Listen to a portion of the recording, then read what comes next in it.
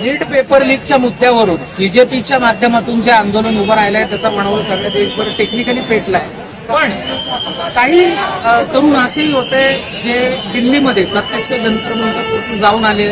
म्हणजे ते सोनम वांगचुक यांची अटक असेल, तिथे विद्यार्थ्यांवर झालेला अमानुष लाठी हल्ला असेल, किंवा त्याच्यानंतर विद्यार्थ्यांनी केलेलं रेज मिटिंग असेल, त्यांना माणुसकीच्या धर्माने सगळ्या दिल्लीकरांनी पूर्ण भारतातून आलेली मदत असेल, अशा काही दिवसांचा घटनाक्रम स्वतःच्या डोळ्यांनी पाहणारा तरुण आपल्यासोबत जोडलाय. अक्षय कांबळे आपल्यासोबत. अक्षय, तुमचं स्वागत असेल.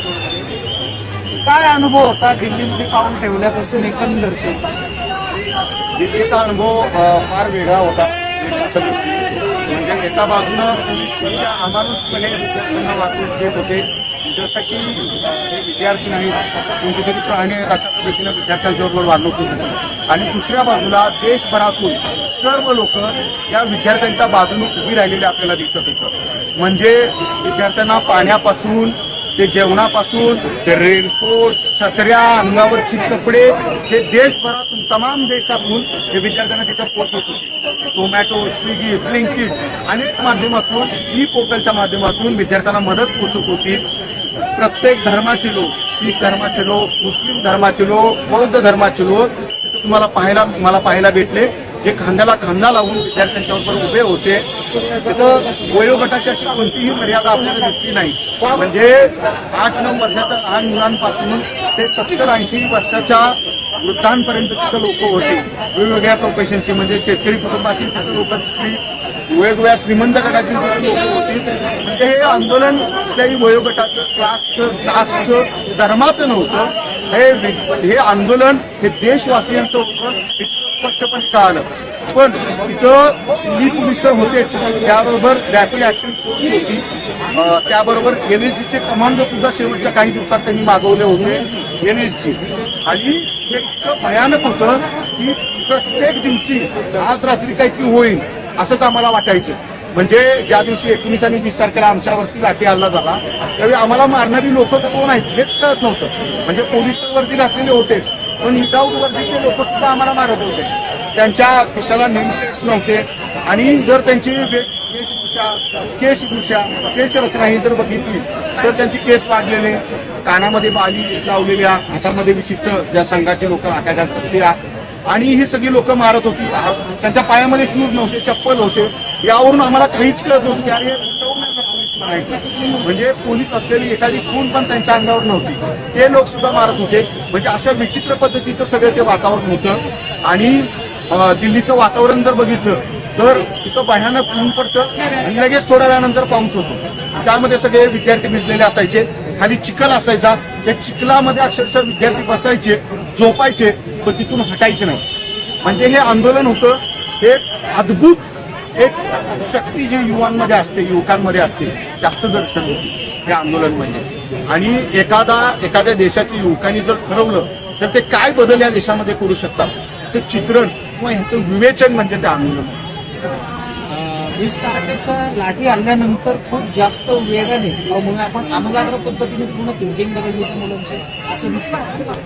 काय झालं, पहिल्यांदा ज्यावेळी आम्ही जंतर मंतरवरती होतो, जंतर मंतरच्या बॅक साईडहून जो जनपदसाठी रोड जातो त्या रोडवरून मोर्चा जाणार होता, पण त्याच्या अलीकडेच त्यांनी बॅरिकेटिंग केलं आणि जो मार्ग जाणार होता त्याला पूर्णतः थांबवल्यानंतर विद्यार्थी त्यांना विनंती करत होते की आम्ही शांततेनं मार्च करतोय, आम्हाला जाऊ द्या. पण त्यांनी मग त्यांच्या बळाचा वापर केला. विद्यार्थ्यांच्यावर पहिल्यांदा लाठीमार केला. पण लाठीमार केल्यावर किती पळणार विद्यार्थी, म्हणजे समोर जाण्यासाठी रस्ता नव्हता आणि पुढे रस्ता बंद आणि हे पाठीमागून मारतायत. मग अशा परिस्थितीत विद्यार्थी काय करणार? मग विद्यार्थी पुन्हा मागे परतायचे, पुन्हा लाठीमार व्हायचा. जर तुम्ही बघितलं तर चपलांची आणि शूजची पूर्ण अक्षरशावर रांग पडलेली तुम्हाला दिसेल. एवढ्या मोठ्या प्रमाणात विद्यार्थ्यांच्यावरती लाठीमार झाला. त्यानंतर विद्यार्थ्यांनी प्रतिकार केल्यावर त्यांनी अश्रू बॉम्ब जे होते ते सोडले. त्यानंतर पॅलेट्स गन ज्या असतात त्या चालवल्या विद्यार्थ्यांच्यावरती. मला आठवतं की पोलिसांनी आम्हाला तिथून लाठीमार केल्यानंतर एक हनुमान घाटी म्हणून एरिया आहे, त्या हनुमान घाटीच्या इथं आम्ही सगळे बसलो होतो विद्यार्थी. तर त्या हनुमान घाटीवरती सुद्धा पोलीस आले. मग आम्ही मंदिरात पळत सुटले सगळे विद्यार्थी. तर मंदिरात सुद्धा हे पोलीस आमच्या पाठीमागे लागले.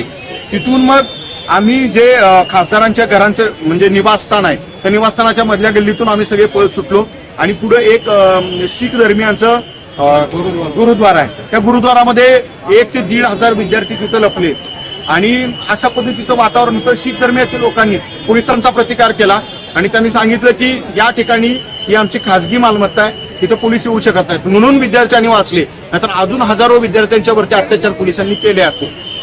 एका ठिकाणचं मी स्वतः बघितलेलं चित्रण असं होतं की मेट्रो स्टेशनच्या खाली जो जायला रस्ता असतो त्या रस्त्याच्या आतला त्यांनी कंपाऊंड बंद केलं आणि फक्त एक विद्यार्थी बाहेर येईल असं कंपाऊंड खुलं केलं.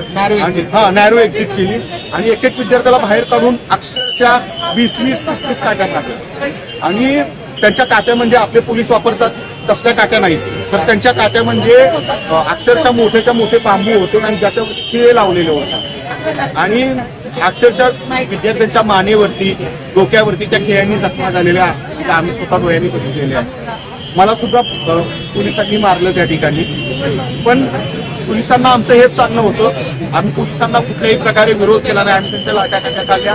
आमच्या तोंडी फक्त जय भीम होतं आणि इन्कलाब जिंदाबाद ह्या 2च घोषणा होत्या आणि आम्ही जी मागणी केली होती की धर्मेंद्र प्रधान यांचा राजीनामा दिला पाहिजे तोपर्यंत आम्ही लढत राहू, त्याच्यावरती आम्ही थांबू.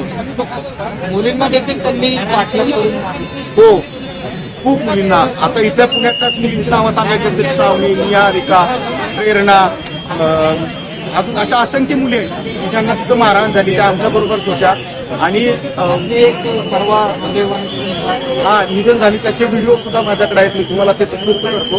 त्या विद्यार्थिनीचे जर तुम्ही बघितलं तर त्याला बॅरिकेडचा करंट बसला होता आणि तिचं शरीर त्यावेळीच निळं पडलेलं होतं.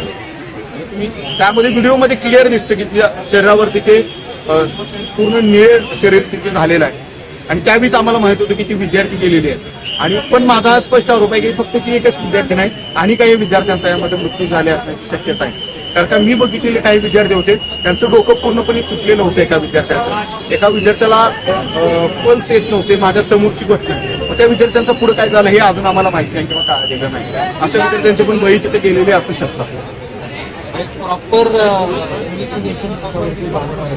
100% जो 19 आणि 20 दोन्ही तारखेचा जो हल्ला होता त्याच्यावरती त्याची सीबीआय चौकशी झाली पाहिजे अशी माझी मागणी आहे. किती विद्यार्थ्यांना मारलं गेलं.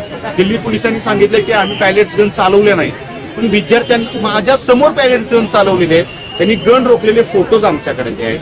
मग कोणत्या म्हणजे याच्यावरती म्हणतात की विद्यार्थ्यांच्यावरती पॅलेट्स गन चालवल्या नाही तर विद्यार्थी जखमी झाले नाही. त्यांचं म्हणणं आम्ही संदीप लांबांना तर सस्पेंड केलं. संदीप लांबांना सस्पेंड केलं कारण का त्यांनी एका विद्यार्थिनीच्या कानाखाली मारली होती, पण एका विद्यार्थिनीच्या चुकीच्या ठिकाणी एका पोलिसांनी लाठी मारली. काही ठिकाणी विद्यार्थिनींना काठीनं त्यांच्या चेस्टवरती दाबलं गेलं. काही विद्यार्थ्यांना केसांना धरून ओढण्यात आलं. त्यांचं काय झालं? हे महिला पोलिसांनी नाही मारलं, पुरुष पोलिसांनी मारलं. आमच्या डोळ्यात एकच झालेलं आहे. यापेक्षा मी वाईट सांगतो, सोनम वांगचुक यांच्या पत्नी आहेत त्यांना सुद्धा केसाला धरून ओढण्यात आलं होतं त्या ट्रकमध्ये होत्या त्यावेळेला. मग हे सगळं समोर असताना जर यांच्यावरती अशा पद्धतीनं विद्यार्थिनींच्या वरती अत्याचार झाले असतील तर यांच्यावरती कारवाई कधी होणार? म्हणजे फार माझा लोकशाहीवरचा विश्वास या घटनेनंतर थोडासा कमी झाला असं मला वाटतं. त्या दरम्यान आपल्या लोकसभेचे विरोधी पक्षनेते राहुल गांधी यांनी देखील पंतप्रधानांच्या निवासस्थानाबाहेर दिला होता. काय तिथे त्याचा जंतर मंतर वरती काही फरक दिसून आला त्या सगळ्या? त्याचा जंतर मंतरवरती प्रभाव दिसून आलाय का नाही याबद्दल मला म्हणजे माहिती नाही. कारण का ज्यावेळी राहुल गांधींनी तिथं आंदोलन सुरू केलं होतं त्यावेळी मी तिथं पोहोचलो होतो, त्या आंदोलनात सहभागी होतो. छत्रसाल स्टेडियम मध्ये तुम्ही नाही, पीएम निवासच्या बॅक साईडला म्हणजे फ्रंट साईडला करू दिले नाही पोलिसांनी, म्हणून पीएम निवासच्या बॅक साईडला ते आंदोलन झालं होतं. तुम्ही सुद्धा होतो. तर तिथं सुद्धा इतक्या प्रमाणात मोठ्या प्रमाणात पोलीस आले. राहुल गांधींना अशा पद्धतीनं उचललं की Rahul Gandhi leader of opposition आहेत हे पोलीस विसरले होते. राहुल गांधींच्या म्हणजे नाकातून रक्त येत होतं. प्रियांका गांधीजींना बसमध्ये त्यांना ढकलण्यात येत होतं. अत्यंत निर्दयीपणे ते ढकलत होते. त्यामध्ये त्यांची कोणतीही डिग्निटी त्यांनी ठेवली नाही आणि हे फार वाईट होतं आणि त्याचा परिणाम आज देशवासियांच्या जनतेच्या मनात नक्कीच झालेला आहे. आज दुपारी धर्मेंद्र प्रधानांचा राजीनामा, मुलं खुश होत आहेत, सगळं होत आहे, पण काय वाटतं लढाई संपली? धर्मेंद्र प्रधान यांचा राजीनामा हे फक्त संकेत आहे. म्हणजे धर्मेंद्र प्रधान हा इथल्या विद्यार्थ्यांच्या वरती, युवकांच्या वरती अन्याय झालेल्याचं प्रतीक आहे. आणि धर्मेंद्र प्रधान यांचा राजीनामा हे प्रतीक म्हणून आम्हाला हवं होतं. तर यानंतरची लढाई विद्यार्थ्यांच्या वरती अन्याय करणाऱ्या या सरकार विरोधात आहे, नरेंद्र मोदी यांच्या विरोधात आहे, अमित शहा यांच्या विरोधात आहे. आणि जोपर्यंत भाजप सरकार इथले विद्यार्थी, युवक, जनता परतावून लावत नाही तोपर्यंत ही लढाई, हा संघर्ष, हे आंदोलन चालूच राहील. धन्यवाद अक्षय बातचीत केल्याबद्दल. आणि होपफुली गोष्टी लवकरात लवकर ही होतील, कारण भारत हा युवकांचा देश आहे, युवक ही आमची संपत्ती आहे असं म्हणणारं सरकार युवकांवरती इतक्या बरोबर केलं आणि इतक्या अमानुषपणे, निर्दयीपणे लाठी हल्ला करतो, तेव्हा कुठेतरी या सगळ्यांवरती एक मोठं प्रश्नचिन्ह उभं राहतं की खरंच आपण लोकशाही म्हणून कितपत अस्तित्वात आहोत. सगळ्या प्रश्नांची उत्तर येणाऱ्या काळामध्ये मिळतील. मात्र देशाचा युवा देशाचा जो काही जागा झालाय तो जर का इथून पुढे असाच जागा राहिला, प्रश्न विचारता तर कुठेतरी नक्कीच फरक पडेल असं चित्र आहे. या सगळ्यावरती तुमची काय मदत करते आता मला आवर्जून पाहत राहा.